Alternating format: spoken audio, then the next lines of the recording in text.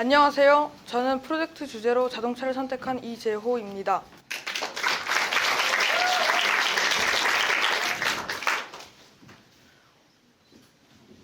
오늘은 우리 일상 속에서 너무 익숙해서 오히려 잘 생각해보지 않았던 자동차에 대해 발표하겠습니다. 고대에는 자동차가 없었기 때문에 사람이나 동물이 수레나 마차를 끌었습니다.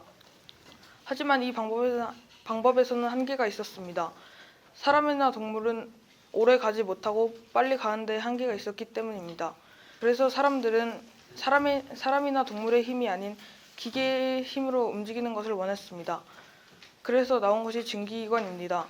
증기기관은 물을 끓여서 나온 증기의 힘으로 기계를 움직이는 힘을 얻는 방식이었습니다. 하지만 증기기관은 너무 크고 무거워서 널리 쓰이지 못했습니다.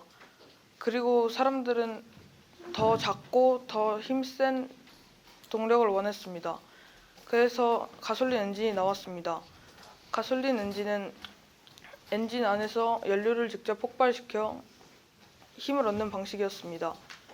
가솔린 엔진을 최초로 자동차에 장착해 움직이는 자동차를 만든 사람이 바로 카를 벤츠입니다. 그리고 카를 벤츠의 부인인 베레타 벤츠는 카를 벤츠가 만든 움직이는 자동차를 타고 장거리 운전을 선보이기도 했습니다. 그리고 그 이후로 여러 동력이 나왔지만 저는 수소가 가장 인상 깊었습니다. 수소는 물에 전기를 주입해 공기와 수소로 나누고 다시 전기를 만들어 사용할 때는 공기를 수소에 주입했습니다. 그렇게 되면 물과 전기가 나오고 전기는 사용됩니다. 그리고 저는 이렇게 조사를 하면서 자동차를 직접 보고 싶었습니다. 그래서 삼성화재 모빌리티 뮤지엄과 모터 스튜디오 고향에 다녀왔습니다. 삼성화재 모빌리티 뮤지엄에서는 과거부터 현재까지의 자동차를 볼 수 있었고 시승도 해볼 수 있었습니다. 그리고 모터 스튜디오 고향에서는 현대 자동차의 대표적인 수소 전기차인 넥소를 볼 수 있었습니다. 그리고 수소에 대한 설명도 볼 수 있었습니다. 그리고 자동차의 대표적인 안전장치인 에어백은 앞쪽과 양옆에 장착되어 있습니다. 그리고 자동차가 안전한지 확인하기 위해 사고 재현 실험이라는 것을 하는데 그 실험에서는 덤이라는 인형이 사용됩니다. 이 덤이라는 인형은 사람과 가장 비슷하게 만들기 위해 곳곳에 센서가 있습니다. 그 센서로 충격을 감지하고 자동차가 안전한지 확인할 수 있습니다. 그리고 저는 이렇게 자동차를 조사하고 직접 보면서 저만의 자동차를 만들어 보고 싶었습니다. 그래서 자동차를 설계하고 미네리 선생님과 만들어 보았습니다. 제 자동차는 먼저 몸체를 나무로 만들고 그 몸체에 바퀴와 축을 달았습니다. 그리고 조향장치를 달고 동력이 되는 드릴을 달았습니다.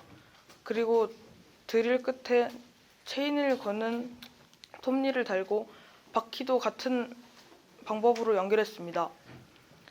저는 제 자동차를 만들기 전에 만드는 것이 쉬울 것 같았지만 만들면서 점점 생각이 바뀌었습니다.